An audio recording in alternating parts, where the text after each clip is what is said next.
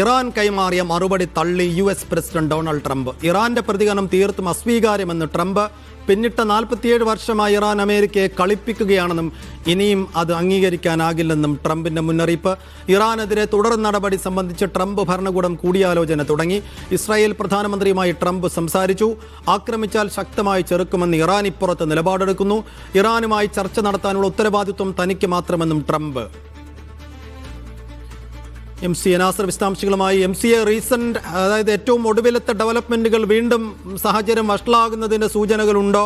ഇനി വളരെ പ്രധാനപ്പെട്ട ഒരു കൂടിയാലോചന ട്രംപ് നടത്തുന്നു എന്ന് പറയുന്നു. അതിൻ്റെ ഒരു ഔട്ട്കം എന്തായിരിക്കും? സൈഫുദ്ദീൻ, വലിയൊരു പ്രതിസന്ധിയിലാണ് ഇപ്പോൾ അമേരിക്കൻ പ്രസിഡന്റ് ട്രംപും അദ്ദേഹത്തിന്റെ ഭരണകൂടവും എത്തി നിൽക്കുന്നത്. കാരണം നാവിക ഉപരോധം കടുപ്പിക്കുന്നതിലൂടെ, സൈനികാക്രമണ ഭീഷണി ഉയർത്തുന്നതിലൂടെ ഇറാനെ വരുതിയിൽ കൊണ്ടുവരാൻ സാധിക്കും. ഇറാൻ ആണവ പദ്ധതി പൂർണ്ണമായിട്ടും ഉപേക്ഷിക്കും എന്നതുൾപ്പെടെയുള്ള ചിന്തകളായിരുന്നു ട്രംപിനുണ്ടായിരുന്നത്. പക്ഷേ വളരെ കൃത്യമായിട്ടുള്ള തങ്ങളുടെ നിലപാട് ആവർത്തിക്കുക മാത്രമാണ് അമേരിക്കയ്ക്ക് കൈമാറിയ ഈ മറുപടിയിലൂടെ ഇറാൻ ചെയ്തിരിക്കുന്നത്. ഒരു നിലയ്ക്കും ആണവ പദ്ധതി ഉൾപ്പെടെ ഉപേക്ഷിക്കാനോ അല്ലെങ്കിൽ അമേരിക്ക മുന്നോട്ട് വെച്ചിരിക്കുന്ന ഉപാധി അംഗീകരിക്കാനോ തയ്യാറല്ല. ഘട്ടം ഘട്ടമായിട്ട് വേണമെങ്കിൽ ചർച്ച തുടരാം എന്നൊരു നിലപാടാണ് ഈ ഒരു മറുപടിയിലൂടെ ഇറാൻ കൈമാറിയിരിക്കുന്നത്. അതാണ് അമേരിക്കൻ പ്രസിഡന്റ് ട്രംപിനെ വല്ലാത്തൊരു അവസ്ഥയിൽ എത്തിച്ചിരിക്കുന്നത്. പക്ഷേ ഒരു പൊടുന്നനെ ഒരു ആക്രമണം പുനരാരംഭിക്കുന്നത് ഉൾപ്പെടെയുള്ള കാര്യങ്ങൾ ആലോചിക്കാൻ പോലും പറ്റാത്ത ഒരു ആഭ്യന്തര വൈദേശിക സാഹചര്യമാണ് ട്രംപ് ഇപ്പോൾ അഭിമുഖീകരിച്ചുകൊണ്ടിരിക്കുന്നത്. മറ്റന്നാളാണ് ട്രംപിന്റെ ചൈനീസ് യാത്ര നടക്കുന്നത്.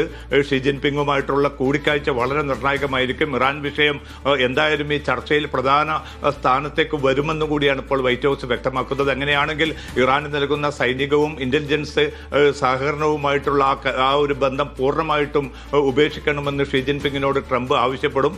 അപ്പോൾ ചൈനയുടെ പ്രതികരണം എന്തായിരിക്കും എന്നത് പ്രധാനമാണ്.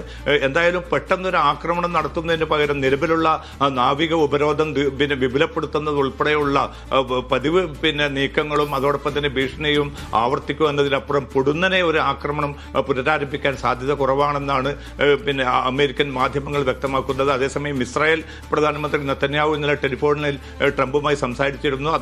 നെതന്യാഹു ആവശ്യപ്പെടുന്നത് എത്രയും പെട്ടെന്ന് ആക്രമണം പുനരാരംഭിക്കണം. ഇറാനിലുള്ള ഊർജ്ജ കേന്ദ്രങ്ങൾ, വൈദ്യുത കേന്ദ്രങ്ങൾ പൂർണ്ണമായിട്ട് തകർത്താൽ ഇറാൻ വരുതിയിലേക്ക് വരും എന്നൊരു നിർദ്ദേശമാണ് നെതന്യാഹു മുന്നോട്ട് വെച്ചതെന്നാണ് ഇസ്രായേൽ മാധ്യമങ്ങൾ വ്യക്തമാക്കുന്നത്. പക്ഷേ ഗൾഫ് രാജ്യങ്ങൾ ഉൾപ്പെടെ എല്ലാവരും ഒരു സംഘർഷം ഇനിയും വിപുലീകരിക്കുന്നതിനോടോ പുനരാരംഭിക്കുന്നതിനോടോ താല്പര്യമില്ല. അതിൽ നിന്ന് പിന്മാറണമെന്ന നിർദ്ദേശമാണ് അമേരിക്കയോട് സമർപ്പിച്ചിരിക്കുന്നതും. സൈഫുദ്ദീൻ. ശരി, MC നാസറാണ് ദുബായിൽ നിന്ന് വിശദ വിവരങ്ങൾ നൽകിയത്.